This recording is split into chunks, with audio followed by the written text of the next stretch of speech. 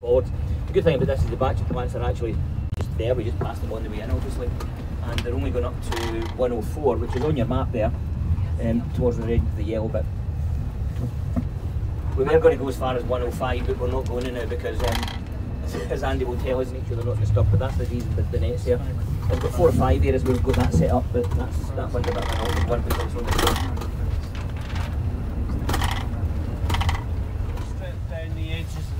That's because there's multiple cables to go in.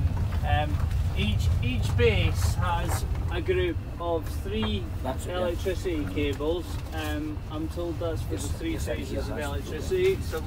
You will probably understand that better than me.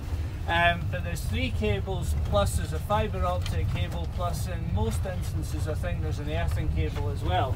So actually, even in one trench, there's quite a lot of cabling to go in for one turbine, and so all of the cables from one area of the 3 areas all feed into the one place. So that is a lot of cabling.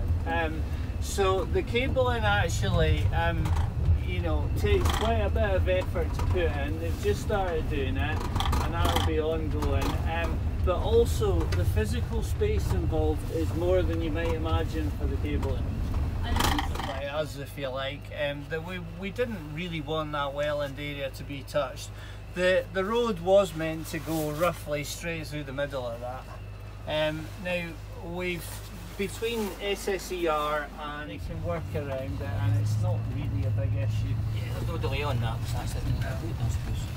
Yeah, there's no delay on programme because it sits at the end of a spur. It's not on a critical path, so they can just shuffle. They can work around. Shuffle the programme about.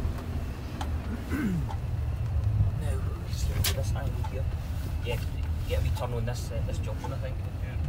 Yeah.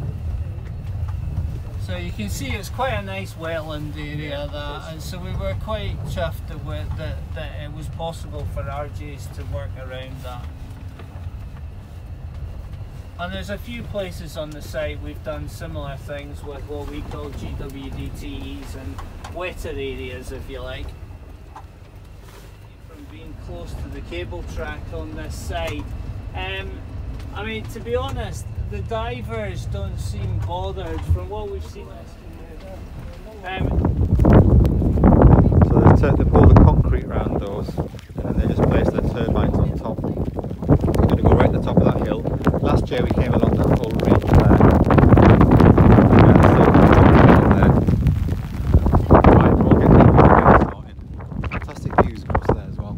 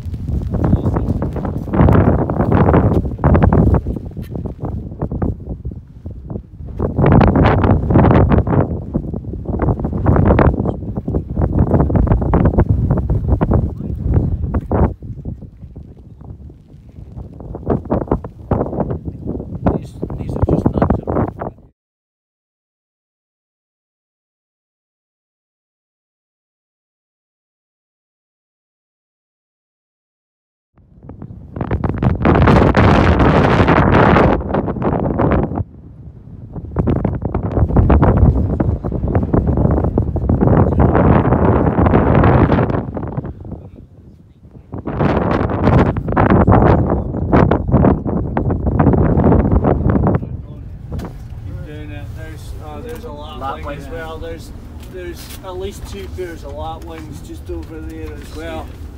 And to be honest, with the number of hoodies that are around, I'm amazed the lapwings are still on the nest, because the first lot got predated within about 2 days of laying, and since then there's been hoodies around there a lot, but the lapwings have been pretty feisty.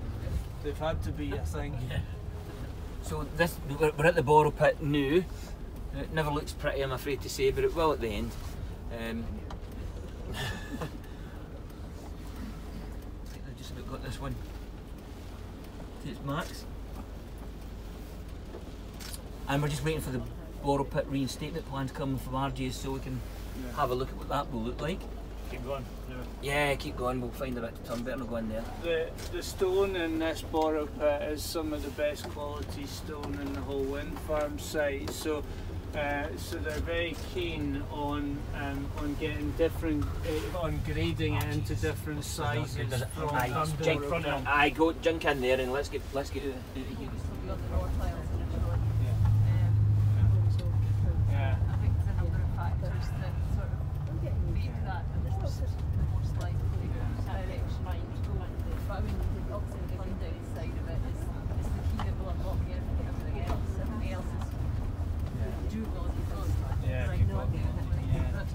But I think the whole